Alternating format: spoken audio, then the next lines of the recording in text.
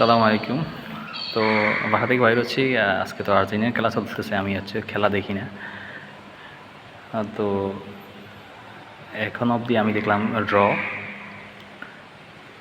পরে গোল হবে অবশ্যই এক্সট্রা টাইমে, দিবে আরও 30 মিনিট। তো দুই পক্ষেই গোল হইলে শুধু প্রচণ্ড চিৎকার হয়। সেটা সুইজারল্যান্ড দেখ আর দেখ, আর্জেন্টিনা দেখ।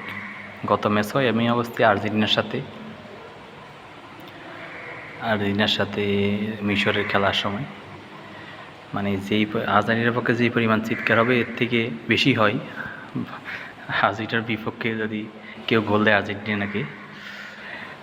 তো বাংলাদেশের মানুষ কী পরিমাণ এই পক্ষে, এটাতেই বোঝা যায় আর কি।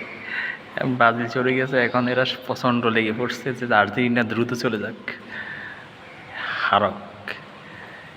এই সকাল বিকাল শুধু এই দোয়াটাই করে আর্জেন্টিনার, ব্রাজিলের সমর্থক, অন্য দলে যারা সমর্থক আছে তারাই।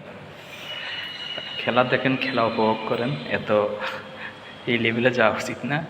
আসসালামু আলাইকুম।